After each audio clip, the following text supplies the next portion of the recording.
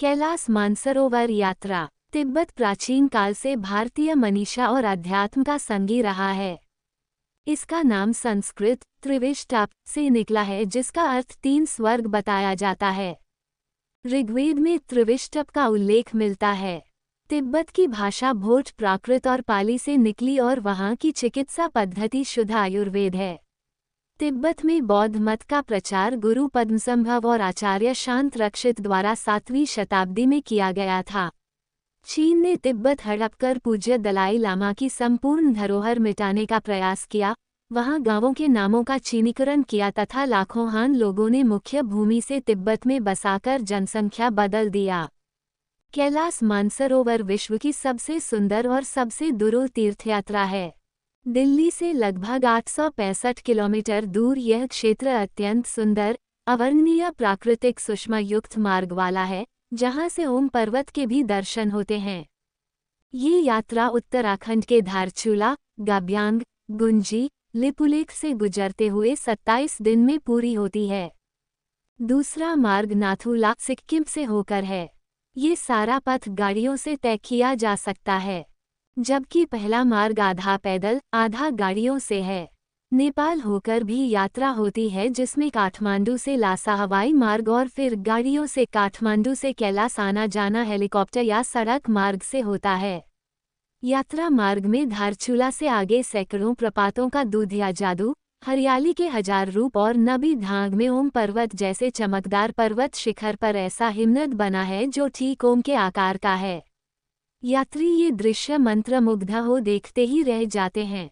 हजारों वर्षों से चैदिक सनातन धर्मी, जैन व बौद्ध मतावलंबी दुनिया की सबसे प्राचीन और दुर्गम कैलास मानसरोवर तीर्थयात्रा करते आए हैं।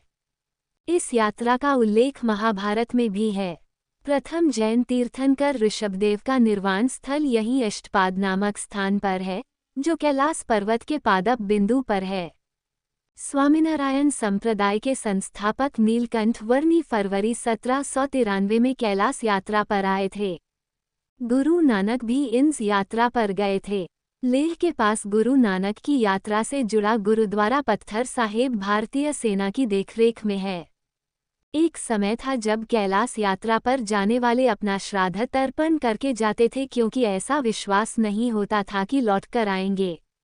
मराठी में तो इसी कारण स्वर्गवासी के लिए कैलासवासी शब्द प्रयुक्त होता है। 1962 के चीनी आक्रमण से पूर्व भारत से कैलास यात्रा हेतु 10 से अधिक मार्ग थे, यथा लेह से देमछोक होते हुए, हिमाचल में शिपकीला से, बद्रीनाथ से आगे वसुधारा होते हुए, मुनस्यारी से मिलम ग्लेशियर मार्ग से और धारचूला लिपु लेख मार्ग तथा सिक्किम से नाथुला होते हुए।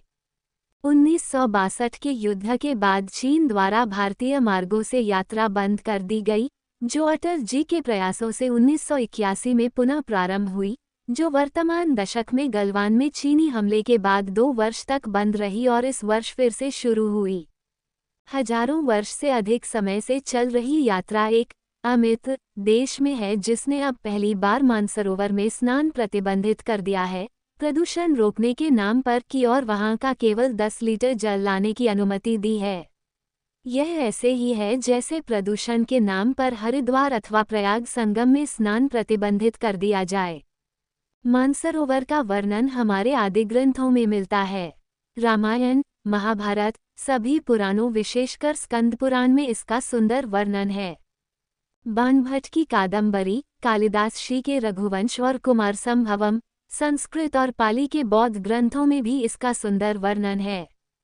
बौद्ध ग्रंथों में इसे अनौतत या अनवतप्त, जो ऊष्मा और कष्ट से परे है, कहा गया है। जैन ग्रंथों में इसे पद्मसर कहा गया है। इसके उत्तर में कैलास, दक्षिण में गुरला मांधाता, पश्चिम में राक्षस ताल है।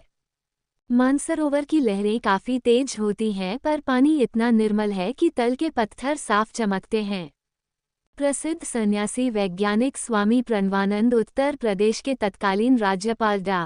संपूर्णानंद की सहायता से 21 बार कैलास यात्रा पर गए। विशेष नौक के माध्यम से मानसरोवर की गहराई मापी व सिद्ध किया कि गंगा का उद्गम भी मानसरोवर में है और उसकी अंतर्धारा गौमुख में निकलती है। ये यात्रा अनिर्वचनीय, शब्दातीत है। हिंदू कई वर्षों तक इस यात्रा के लिए प्रतीक्षा करते हैं।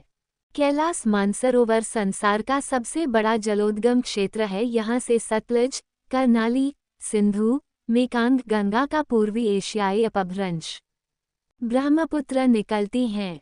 खनिजों व औषधीय जड़ी बूटियों का यह अपरिमित भंडार है।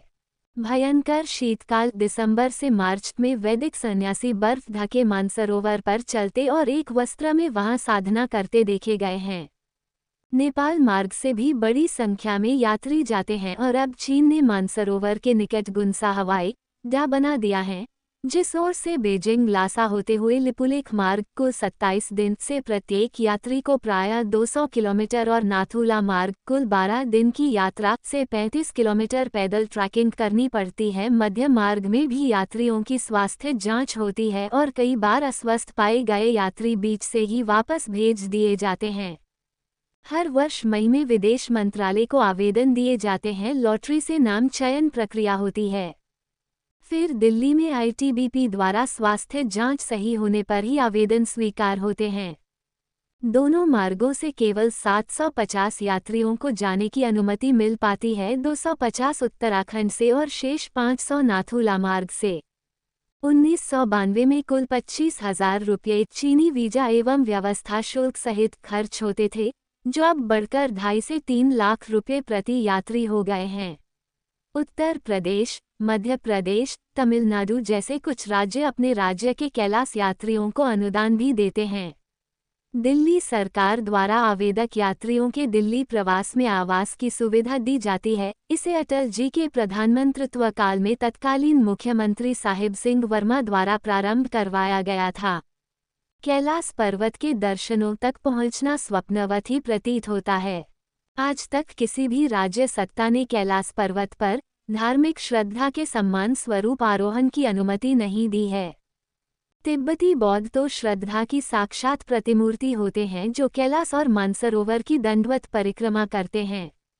इस अत्यंत दुरूह परिक्रमा के लिए भोलेनाथ कृपा करते हैं। डोलमाला दरे की चढ़ाई सागरमाथा से कम नहीं लगती है। इसी पर्वत शिखर पर तारा देवी का अत्युच्च तांत्रिक अनुष्ठान भी होता है।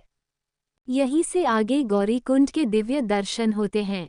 कैलाश परिक्रमा से वापस मानसरोवर ताराचेन की ओर आते हुए मार्ग में तिब्बत के महान योगी मिलारेपा की गुफा भी आती है, परंतु वहां जाने की अनुमति नहीं। सिंधु सरस्वती सभ्यता का अनिवार्य अंग सिंधु नदी का उद्गम इसी क्षेत्र में है।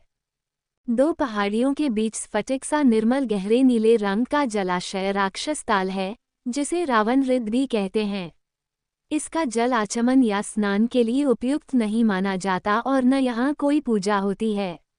हाँ, मानसरोवर में स्नान कर सूर्य को अर्घ्य, गायत्री मंत्र व महामृत्युंजय मंत्र का जप का विधान है। ठीक सामने ज्योतिरूप शिवलिंग के आकार का हिमखंड, नीला आकाश, आसपास कुछ नहीं, मात्र एक व अत्युच्च शिव स्वरूप शुभ्र आभायुक्त प्रभु का ज्योतित स्वरूप कैलाश पर्वत दिखता है।